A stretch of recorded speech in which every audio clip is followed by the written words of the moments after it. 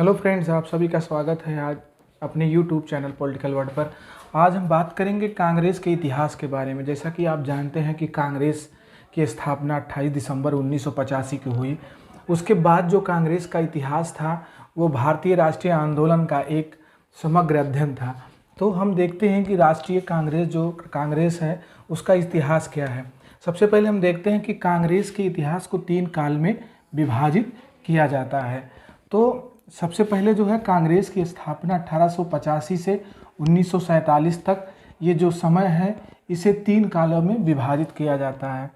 तो सबसे पहला जो काल है वो है उदार या नरम राष्ट्रीयता का काल। दूसरा है उग्रवादी या राष्ट्रीयता का काल। और तीसरा है गांधी युग और असहयोग आंदोलन। अर्थात हम भारतीय राष्ट्रीय आंदोलन को तीन चरणों में अध्ययन कर सकते हैं। तो अगर हम कांग्रेस का अध्ययन करते हैं, कांग्रेस के इतिहास का अध्ययन करते हैं, तो हमें जो है भारतीय राष्ट्रीय आंदोलन का भी अध्ययन करने का एक सामग्री प्राप्त हो जाती है। तो ऐसा हम देखते हैं कि उदार या नरमवादी राष्ट्रीयता का काल कब से कब तक था। 1885 से 1905 तक के समय को हम उदारवादी नरम राष्ट्रीयता का काल कहते हैं। और जो है 1906 से 1919 तक के काल को हम उग्रवादी राष्ट्रीयता का काल कहते हैं। और तीसरा गांधी युग और असहयोग आंदोलन 1920 से लेकर 1947 तक के काल को हम गांधी युग और असहयोग आंदोलन के रूप में जानते हैं। इसमें जो है गांधी जी जो थे वो गांधी जी के ही चारों तरफ जो है ये पूरा राष्ट्रीय आंदोलन जो है घूमता रहा। तो सबसे पहले हम देखते हैं कि उदारवाद जो भारत में रहने वाले क्रांतिकारी थे, जिनके जो भारत को आज़ाद कराने का प्रयास कर रहे थे, तो वो जो है सब जो पहला जब कांग्रेस की स्थापना हुई उस समय उनका जो कार्य जो था वो उदारवादी था। अर्थात वो ऐसे उनकी विचारधारा थी, सरल थे। यह जो है 20 वर्षों तक का संघर्ष का इतिहास रहा। इसमें जो उदारवादी जो नेता थे वो उदारवाद तथा नरम राष्ट्रीयता की उसमें प्रधानता रही। और ब्रिटिश सम्राट के प्रति विश्वास थी उनको कि ब्रिटिश सम्राट के से वो विश्वास रखते थे कि अंग्रेजी शासन हमको निश्चित कभी न कभी आज़ाद कर देगी। और उनका जो तरीका था वो याचना करते थे। स्मृति पत्रों और प्रार्थना पत्रों के माध्यम से जो है ये उदारवादी जो है अपनी बात मनाने का प्रयास करते थे।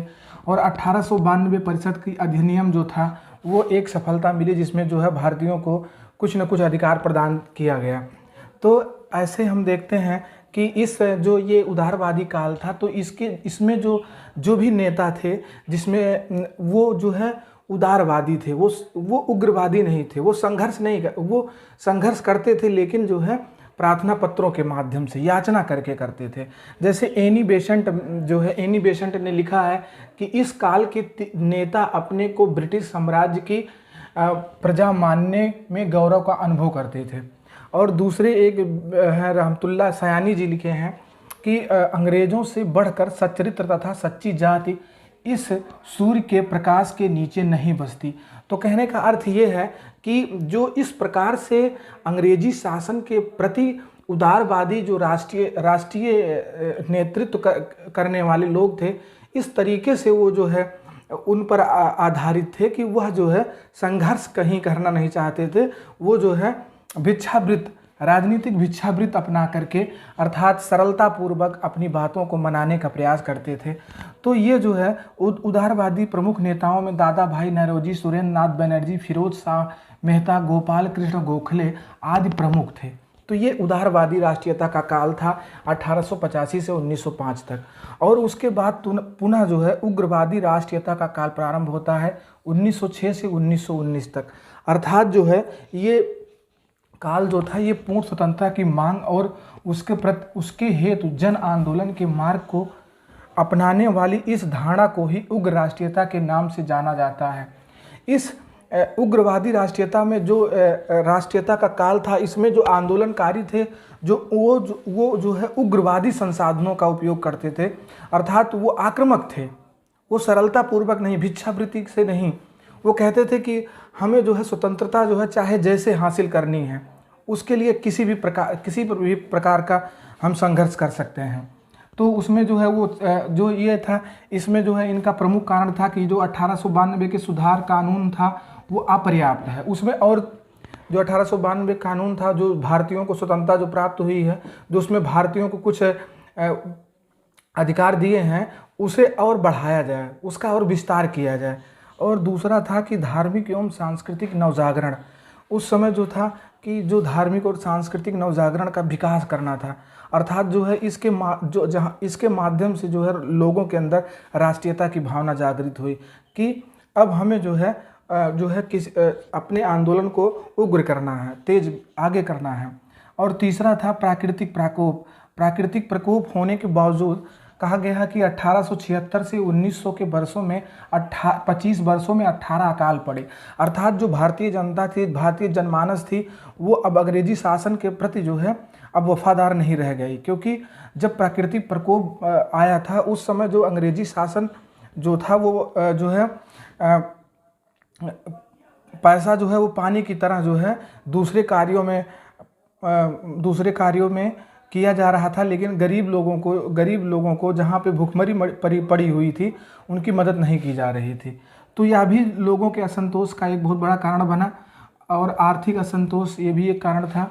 अंग्रेजों का अहंकार युक्त व्यवहार जो है वो उग्र आंदोलन करने के लिए अधिक जो है प्रेरित किया।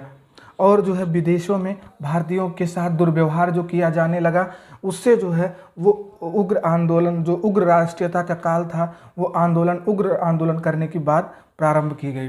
पश्चिम के क्रांतिकारी विचारों का भी जो है प्रभाव रहा। पश्चिम में जब उन्होंने देखा कि बहुत से ऐसे राष्ट्र हैं जो क्रांति के माध्यम से स्वतंत्र हुए हैं, तो इनका भी बहुत बड़ा योगदान रहा भारतीयों में जो है उग्र राष्ट्रीयता की चेतना को विकसित करने का। और लाल बाल पाल जो है इनका नेतृत्व जो है वो उग्र राष्ट्रीयता के काल को बहुत ही अधिक आगे तक बढ़ाया। जैसे बाल गंगाधर तिलक, लाला लाजपत राय और बिपिन चंद्र पाल के नेतृत्व जो थे, ये जो है उग्रवादी विचारधारा से प्रेरित थे और इन्होंने जो है उग्र राष्ट्रीयता के काल को जो है आगे बढ़ाया, राष्ट्रीय आंदोलन को आगे बढ़ाने का काम किया। एक विद्वान थे लॉर्ड कर्जन, ये अंग्रेज थे, अंग्रेज। लॉर्ड कर्जन की प्रक्रियावादी शासन जो थी वो जो है जैसे निर्धन जनता पर अधिक कर लादना और भारत राष्ट्र नाम की कोई वस्तु नहीं है, ये ऐसी बात कहना जो है ये आंदोलन का प्रमुख कारण बना। और जो है बंगाल का विभाजन 1905 में इसी समय हो जाता है। और ये जो है उदारवादियों का जो साधन था वो क्या था, बहिष्कार के माध्यम से। वो कहते थे कि हम अंग्रेजी शासन का बहिष्कार करेंगे, हम उसका समर्थन नहीं करेंगे, और स्वदेशी चीज़ों को अपनाने की बात करते हैं। और राष्ट्रीय शिक्षा, जी हाँ, राष्ट्रीय शिक्षा की बात कहते हैं कि हम जो है स्वदेशी शिक्षा को अपनाएंगे।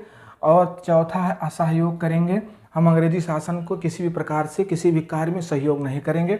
इस प्रकार जो है उग्रवादी राष्ट्रीयता का जो काल था उसमें जो राष्ट्रीय आंदोलन में काम करने वाले, जो नेतृत्व करने वाले जो भारतीय क्रांतिकारी थे, उन्होंने इन प्रकार के संसाधनों का उपयोग किया। और तीसरा गांधी युग है। आप जानते हैं गांधी युग और असहयोग आंदोलन जैसे कि 1920 से 1947 तक का है। महात्मा गांधी जी का भारतीय राजनीति में 1915 में के बाद प्रवेश माना जाता है। दक्षिण अफ्रीका से गांधी जी जब लौट के आए 1915 में, उसी के बाद जो है गांधी जी को भारतीय राष्ट्रीय कांग्रेस में प्रवेश माना जाता है। ठीक है, आगे हम देखते हैं। और गांधी जी द्वारा प्रत्यक्ष रूप से 1920 से 1947 तक भारतीय राजनीति में प्रभाव रहा और भारतीय आंदोलन के केंद्र बिंदु के रूप में थे वो। ठीक है, आगे हम देखते हैं। महात्मा गांधी ब्रिटिश सरकार के सहयोगी से असहयोगी बने। सबसे पहले महात्मा गांधी जी जो है वो ब्रिटिश सरकार के सहयोगी के रूप में थे, परंतु जो है बाद में धीरे धीरे जो है वो असहयोगी के रूप में आए, क्योंकि जो है उन्होंने द्वितीय विश्व युद्ध जब 1914 में प्रारंभ हुआ, उस समय जो है ब्रिटिश सरकार ने कहा था कि यदि हमारी भारत जो है भारतीय जनता हमारी मदद करेगी तो स्वतंत्र होने के बाद, युद्ध समाप्त होने के बाद भारत को स्वतंत्र कर दिया जाएगा। परंतु ऐसा ना होते हुए दिखने के कारण जो है गांधी जी जो है वो असहयोगी बन गए अंग्रेजी शासन का। और जबकि अंग्रेज़ों ने उनको केसर-ए-हिंद की उपाधि भी प्रदान की थी।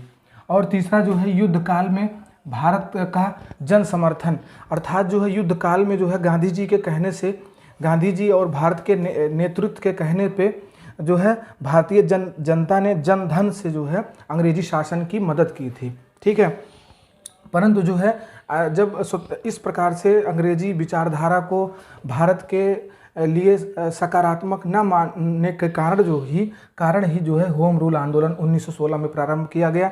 इससे जो है इसको आगे बढ़ाया गया कि जो अंग्रेजी शासन है, ब्रिटिश सरकार है, वो स्वतंत्र होने के बावजूद भी भारत को स्वतंत्र नहीं करेगी और इसका विरोध किया गया। ठीक है, आगे जो है फिर 1919 में अंग्रेजी शासन द्वारा एक रोलेट एक्ट लाया जाता है जिसे कहा जाता है काला कानून। जो है इसमें यह ऐसा रोलेट एक्ट ऐसा कानून था, इसमें ना तो वकील, ना अपील और ना ही दलील कोई कर सकता था। अर्थात किसी भी व्यक्ति को संदेह के आधार पर ले जा करके गिरफ्तार करके जेल में डाल दिया जाता था और उसे किसी भी प्रकार की जो है अपनी बात रखने के लिए मौका भी नहीं दिया जाता है। तो इस प्रकार से जो है ये जो आंदोलन था। और जो इसके बाद जो है इस रोलेट एक्ट का विरोध करने के लिए जलियांवाला बाग, पंजाब में, हरियाणा में जो है एक जलियांवाला बाग है, वहाँ पर जो है एक सार्वजनिक सभा का आयोजन करने की बात कही गई। तो 30 मार्च 1919 को जो है गांधी जी ने जो है इसका विरोध करने के लिए एक आंदोलन करने का प्रयास किया और जो है गांधी जी को जो है 7 अप्रैल को गिरफ्तार कर लिया गया और 13 अप्रैल 1919 को इसमें बहुत से ऐसे लीडर थे जैसे जो पंजाब के नेता थे सत्यपाल, डॉक्टर किचलू, उनको नज़रबंद कर दिया गया।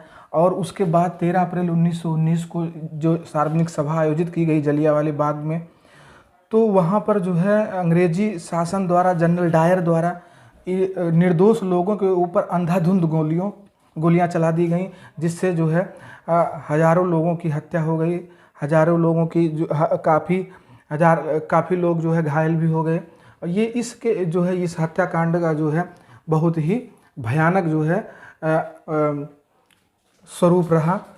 और इसके लिए जो है हंटर आयोग का गठन किया गया। हंटर आयोग जो बनाया गया वो हंटर आयोग जो इसमें निष्पक्षता की बात हंटर के करने के बजाय वह जो है जनरल डायर को एक देशभक्त के रूप में दिखाया। तो ये हंटर आयोग अंग्रेजी शासन द्वारा जो है एक आयोग बनाया गया था, परंतु जो है उसने जो है वास्तविकता के बजाय जो है जनरल डायर को ही वो अच्छा कहने लगा। और 9वां है इसके विरोध में खिलाफत आंदोलन हुआ। ये तुर्की के खलीफा थे, उनको गद्दी से अंग्रेजी शासन ने उनको गद्दी हटा दिया था, जिस कारण से जो है आंदोलन हुआ और मुसलमानों ने जो है और गांधी जी ने इस खिलाफत आंदोलन का समर्थन भी किया। उसके बाद गांधी जी ने जो है पुनः जो है असहयोग आंदोलन 1 अगस्त 1920 को प्रारंभ किया और यह आंदोलन पूरे भारत में फैल गया। और इसके बाद जो है इस आंदोलन की जो के 2 वर्षों बाद जो है चौरी चौरा कांड हुआ। चौरी चौरा कांड गोरखपुर में एक स्थान है, एक पुलिस चौकी थी।